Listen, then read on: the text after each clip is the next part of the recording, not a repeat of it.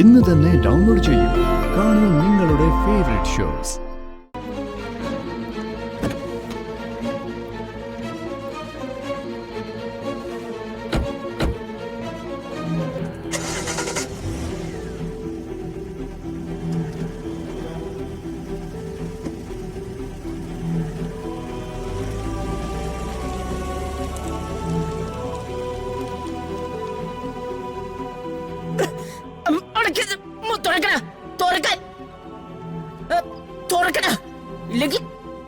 ഞാൻ കൊന്നുകളയും.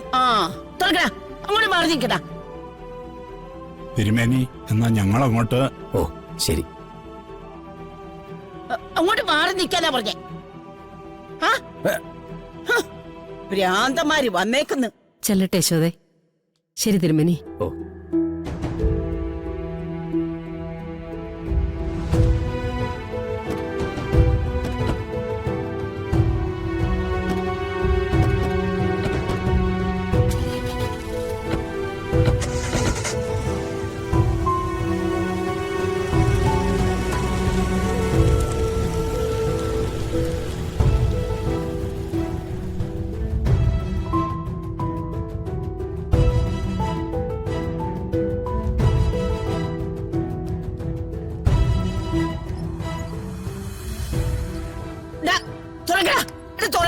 അല്ലെങ്കിൽ കൊന്നുകളയും ഞാൻ. അമ്മ ബഹളം വെക്കാതെ ആ വാതിൽ തുറക്ക്.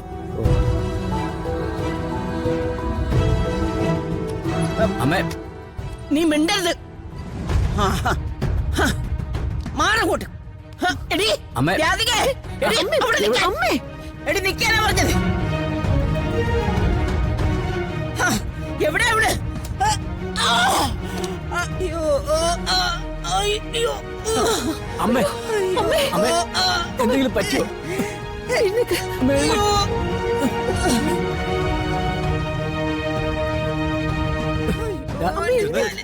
അമ്മേ പറയുന്നു കേക്ക്.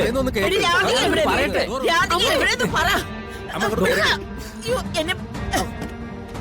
ഞാൻ കയറത്തില്ല. അമ്മേ സമാധാനായിട്ടിരിക്കേ.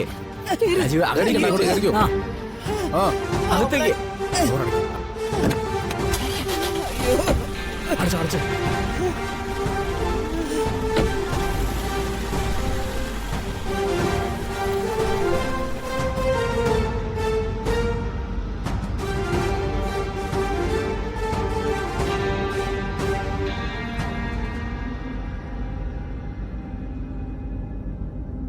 മുത്തശ്ശിയുടെ വരവ് കണ്ടപ്പോ ഇതും മുടങ്ങുന്ന ഞാൻ കരുതിയത്.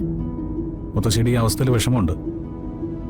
പക്ഷേ അവര് തന്നെ ധ്രുവച്ചന്റെ കണക്ക് നോക്കുമ്പോ ഇതൊന്നും അധികമല്ലെന്ന് തോന്നുന്നു. അവർക്കെല്ലാം പ്രിയങ്കയായിരുന്നു. പ്രിയങ്കയുടെ തെറ്റുകള് അവളെക്കാളും ന്യായീകരിച്ചിരുന്നത് മുത്തശ്ശിയായിരുന്നു. ആരോടായാലും ഒരു പരിധി വിട്ട് ദ്രോഹം കാണിച്ചാൽ അതിനൊരു ദൈവശിക്ഷയുണ്ട്. മുത്തശ്ശിക്ക് ആ ശിക്ഷയാണ് കിട്ടിയതെന്ന് കരുതിയാൽ മതി.